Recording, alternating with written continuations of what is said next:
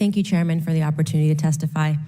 I want to testify just as a Black American today, and I want to first start off by saying that white supremacy is indeed real, but despite the media's obsessive coverage of it, it represents an isolated, uncoordinated, and fringe occurrence within America.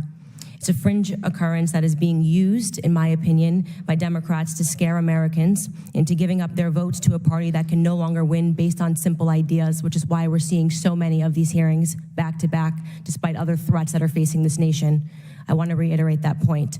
White supremacy is real, just as racism is real, but neither of these ideologies are real in this room. They have become mechanisms for the left to continue to call these hearings and to distract from much bigger issues that are facing this country and which threaten minorities.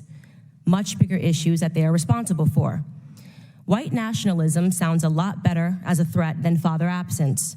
When are we going to call a hearing on the 74% of single motherhood rate in Black America today? My guess is probably never.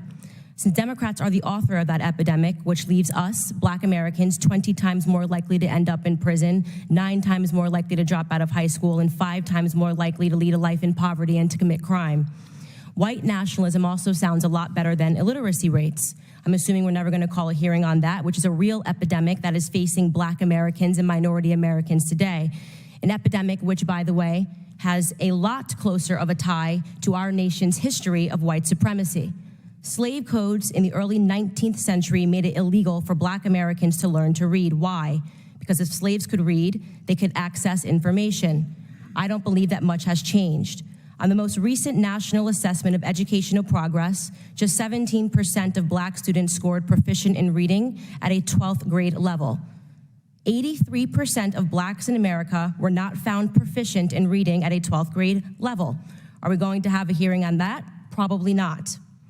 White nationalism also sounds a lot better than abortion as a threat, which has resulted in the slaughter of 18 million Black Americans since 1973 and points to a bigger crisis, which is the fact that the Black population growth has stagnated in this country. The crisis that in major cities like in New York, we have more Black babies that are being aborted than born alive. If we're talking about preserving lives and we're talking about white supremacy, we should probably have a conversation about that. But today, in this room, we're going to see Democrats try to connect the dots to white supremacy and the internet. So the question is why? So that people who have absolutely nothing to do with propagating white supremacy are censored, silenced, and controlled. What they are actually after is our permission to censor and silence and control any dissenting voices that go against the mainstream narrative that they wish to propagate. To give a glimpse into just how absurd and expansive the definition of white supremacy has become, I offer to the committee that I have been libeled and smeared by Democrat media cohorts as someone who supports white supremacy. You need but look at me to determine that that just isn't true. Why? Because I routinely say, Black people don't have to be Democrats. I am now considered somebody that is radicalizing people on the internet. What a radical idea. Black people waking up to the abuses and the Democrat Party, which has been instigated upon Black America over the last 60 years. There have been sincere attempts, just so everybody knows, to censor me on social media because I am radical. YouTube once censored me for criticizing Black Lives Matter.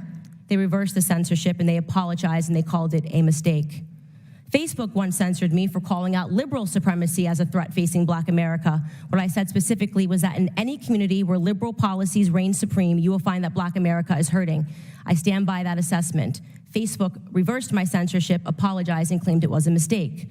Of course, I'm fortunate that I have a big enough platform that when I get branded something extreme, I can reverse it, but the majority of Americans don't have that platform. The majority of Americans with dissenting opinions are silenced forever. Many words which have once held very serious meanings have come to take on a different definition over the last couple of years as Democrats have desperately tried to grapple with the fact that they are no longer able to manipulate Americans with broad claims and broad strokes of racism, sexism, misogyny, and the like.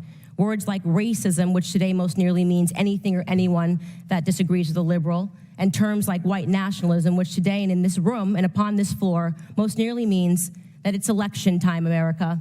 It's time for the left to do what they do best. divide, distract, and hope to keep their most important voting bloc to their party, which is Black Americans, angry and emotional and reactive enough to keep voting for the same party that has systematically destroyed our families, sent our men to prison, and deferred all of our dreams. I would close out by telling you that this is not going to work. America, and more importantly, Black America, is waking up to the ploy. The bad acting, the faux concern, these hearings, it's not going to stop Black America from breaking the chains of victimhood, and it's certainly not going to stop me from being one of the loudest voices against it. Thank you. Oh, thank you so much for your testimony.